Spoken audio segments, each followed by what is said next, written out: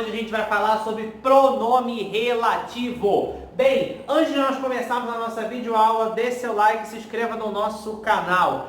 Gente, o que é o pronome relativo? O pronome relativo ele vai representar alguma coisa que já foi pronunciada no discurso. Então, quando você vai fazer uma redação, quando você vai escrever um texto, você vai utilizar o pronome relativo para evitar a repetição daquele termo, para evitar que aquele termo seja repetido, tá bom? Para fazer um instrumento coesivo, tá? Tem muita gente que erra muito nos textos, nas redações que a gente corrige, porque não faz coesão direito, porque repete muitas palavras, tá bom? Ele vai estar para substituir um substantivo ou até mesmo a um adjetivo que é usado na frase. Antes de nós começarmos a entender o uso do pronome relativo, vamos pensar em duas frases. Eu conheci a moça. A moça morreu. Observa que se eu tiver que juntar isso numa frase só, eu conheci a moça morreu. Que coisa estranha. Porque eu estou repetindo palavra, estou repetindo moça. Pelo amor de Deus, pelo amor de Deus. Eu conheci a moça que morreu. Esse que, né, está se referindo a um termo antecedente a ele. Que termo é esse? A moça. Ele está fazendo essa ponte. Então o pronome relativo ele serve para isso. Para evitar essas repetições desnecessárias, tá bom? Os pronomes relativos se dividem em dois grupos, variáveis e invariáveis. Os invariáveis são que, quem e onde. E os variáveis são o qual, a qual, os quais, as quais, cujo, cuja, cujos e cujas, quanto, quantas e quantas. Tá? Quanto, quantos e quantas.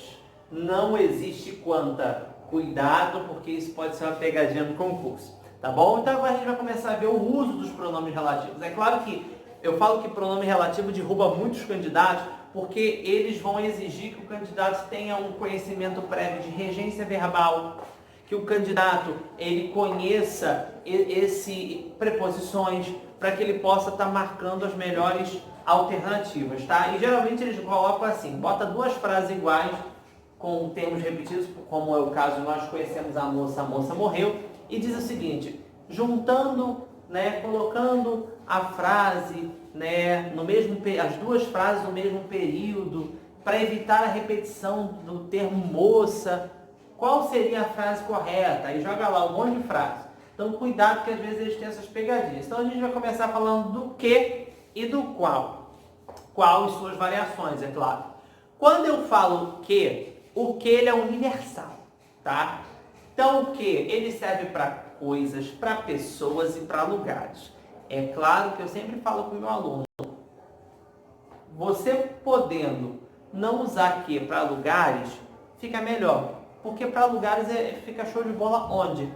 Tá? Eu vou falar do onde daqui a pouco, tá bom? Então, às vezes a regência, ela vai exigir preposições, que esses termos sejam antecedidos de preposição. E aí você tem que ficar de olho. Quando eu falo assim, ó, comprei a casa que fica próxima ao colégio, usando o pronome relativo que, né, eu poderia dizer, comprei a casa, ponto, a casa fica próxima ao colégio. Juntei, comprei a casa que fica próxima ao colégio. Não vi a blusa, você estava falando dela, tá? Não vi a blusa, você estava falando. Não vi a blusa da qual você estava falando. Porque quem fala, fala de alguma coisa. Então, na hora de eu juntar, eu sou obrigado a colocar a preposição. Eis os ingredientes de que necessitamos. Quem necessita, necessita de alguma coisa. Então, eu tenho que colocar a preposição na frente do que. E aí, eles colocam assim, ó.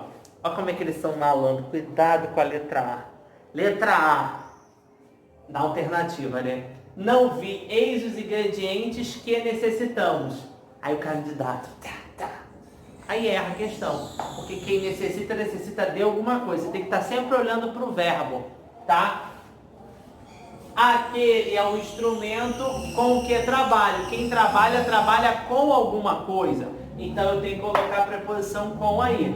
Aquela é a senhora para a qual trabalho. Cuidado, que às vezes eles vão fazer essa dobradinha do que e do qual, tá? Quando eu tiver uma preposição monossilábica, ou seja, as preposições com uma sílaba, eu vou usar que. Quando eu tiver preposição com mais de uma sílaba, como é o caso de para, eu vou usar o qual e suas variações, tá? No caso, eu usei a qual porque está se referindo a senhora, tudo bem? A notícia segundo a qual ele havia morrido é falsa. Segundo é uma preposição acidental de 3 sílabas, então eu vou usar a qual, porque está se referindo à notícia. Tudo bem? É muito valiosa a amizade das pessoas em que confiamos. Aí tá lá. É muito valiosa a amizade das pessoas que confiamos. Aí você vai lá e marca certo. Não faça isso, pelo amor de Deus. Pelo amor de Deus. Você vai pensar, você sempre vai olhar. Eu sempre falo para o meu aluno, né? Esse que, né? Essa segunda oração, qual é o verbo que ele está tendo? Então você vai olhar para esse verbo. Como é o caso aqui, ó. É muito valiosa a amizade de pessoas em que confiamos.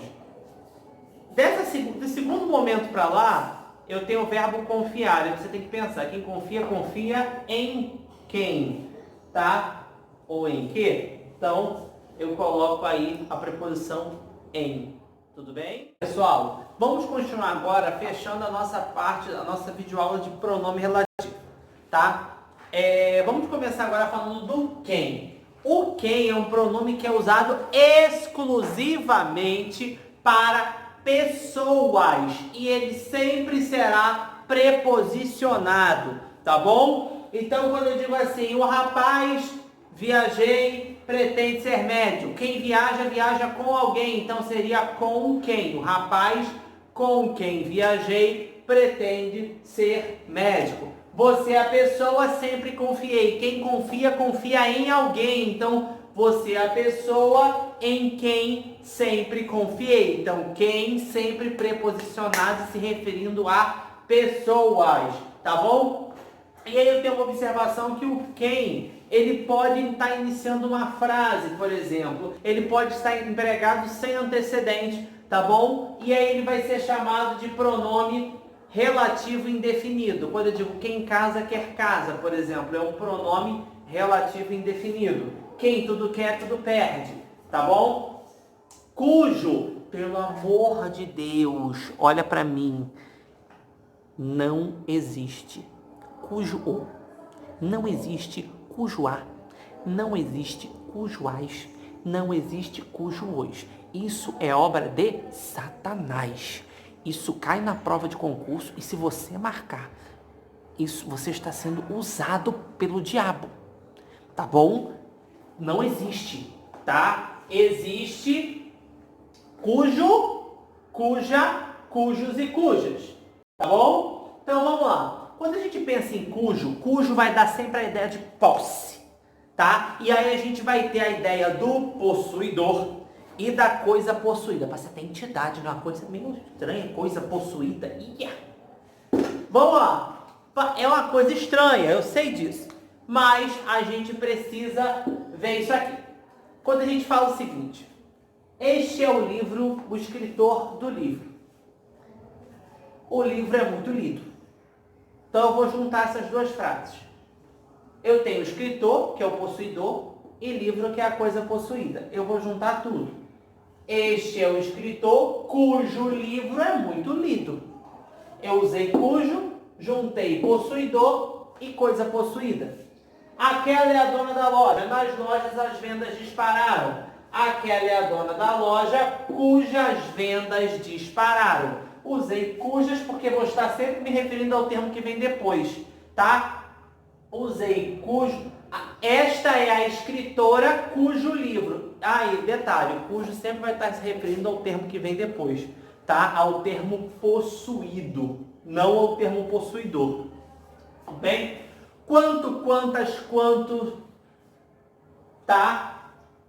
São pronomes relativos que vão estar sempre acompanhados dos pronomes indefinidos tudo, todos e todas. Então, quanto, quantas e quantos sempre vão estar acompanhados dos pronomes indefinidos tudo, todos e todas.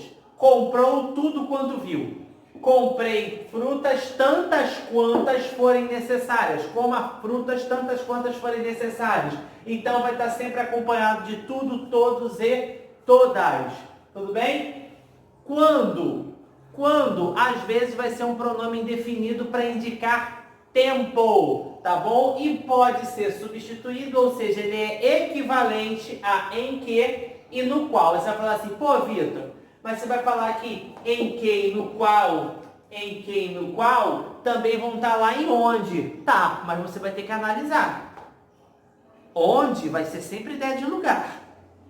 Quando vai ser sempre a ideia de tempo. Entende?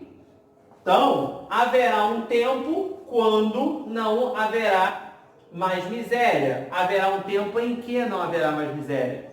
Chegará o dia quando você abandonará esses hábitos. Chegará o dia no qual você abandonará esses hábitos. Tudo bem? E onde vai ser sempre usado para lugar. Então vai ser o seguinte, ó. E não vai dar ideia de movimento, tá? Onde não dá ideia de movimento. Quando eu digo assim, ó, este é o país onde eu nasci. Onde nasci. Este é o país onde nasci.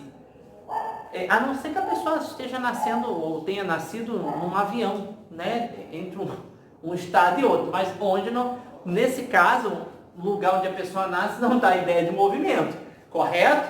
Então eu vou usar onde. Porque equivale a em que e no qual. E não tem ideia de movimento, tá? A escola onde estudo, onde estudei, fica na Avenida Cesário de Mello.